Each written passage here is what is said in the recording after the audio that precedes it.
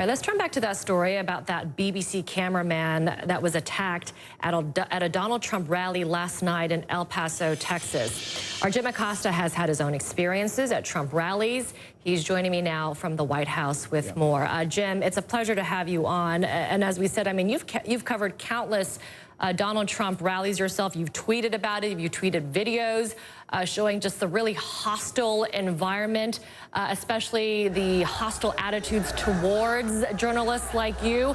First off, regarding this BBC cameraman that was attacked, Jim, I can't imagine you were surprised at all that this happened.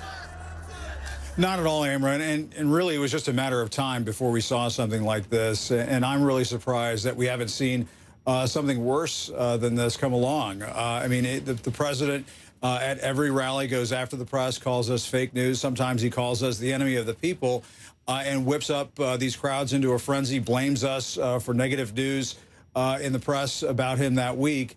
And, you know, during this rally that we saw last night, he was doing that once again, and it was right around a stretch of his remarks where he was going off on the press, where this gentleman, and if you want to call him that, I suppose that's your choice, but a man in a MAGA hat, a Trump backer, jumped up on the riser and started going after this BBC photographer. Now, Amber, we should point out, the White House did put out a statement this afternoon.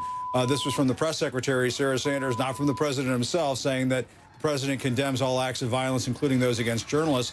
But absent in that statement was any kind of mention that the president is going to knock off this kind of rhetoric, this volatile rhetoric that really creates a climate of fear and danger for journalists covering these rallies. What is it like when you are covering a Trump rally? Just give us some color. I mean, because, you know, Trump has singled out the media. He singled out specific journalists like you to, you know, say that you're scum or you're disgusting or you are the enemy of the people. When you are there reporting, what is it like around you? Well, it's a lot worse than how it comes across on TV. I mean, if you talk to our photographers, our producers, you know, any of the crews that are there covering these events, when you have thousands of people screaming at you, calling you fake news or saying CNN sucks or whatever, you know, you do feel that perhaps all it takes is, you know, is some kind of provocation for the president to set things off and for journalists to come under attack. And, you know, I've had people scream at me, call me all kinds of names, call me a traitor, you know, telling me in my face that they're going to do something to me out in the parking lot. And oftentimes, Amber, when we leave these events, we have to hurry back to our vehicles because we're worried about what's going on outside of these venues. And so that is why you see a lot of journalists now from the various networks, various news outlets come to these events with security. And, you know, my concern is that it's just a matter of time before somebody is seriously hurt. Now, according to the BBC, their photographer last night was not seriously hurt. But you have to wonder at what point are we going to see something like that occur. And, Amber, as you know, if you have an American journalist or a foreign journalist hurt on American soil covering a political campaign event, that is just a line that we really shouldn't cross in this country, and it sends a terrible message to the rest of the world. And for our viewers around the world, Jim, would you say press freedoms in America are under attack, especially when you just listen to the president's rhetoric, the things that he calls the media, the fact that he limits media access, the very irregular White House briefings, threats to sue the media. What is the state of press freedoms in America today? I would say it's pretty poor. I mean, you know, I've been doing this for a quarter century, and I've never seen this kind of behavior from a president of the United States.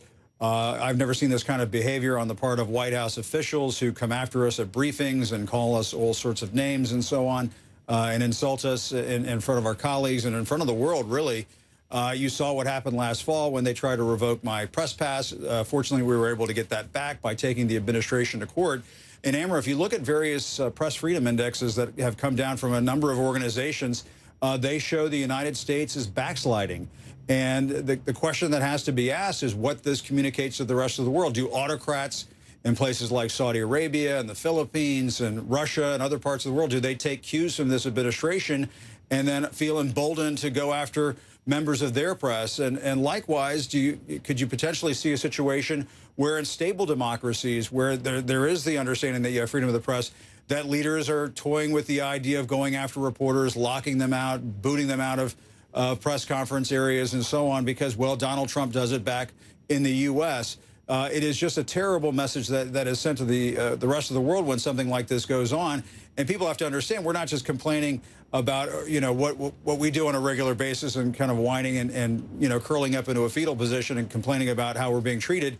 If the public can't be assured that journalists can go in and do their jobs and get the truth for the American people or people in other parts of the world, then my opinion is, and I think it's the opinion of a lot of other journalists in our profession, that people suffer. They suffer when they're not getting the truth, and knowledge is power. And so my concern is, yes, Amber, that we are backsliding here in the United States, and the trend is not going in the right direction. Very well said. Knowledge is power. Knowledge is freedom. And it is concerning when you see a U.S. president using very similar tactics against the press that demagogues and autocrats continue to use in the world today. Appreciate your very unique and valuable perspective, Jim Acosta. Thank you for that. Thanks, Amber.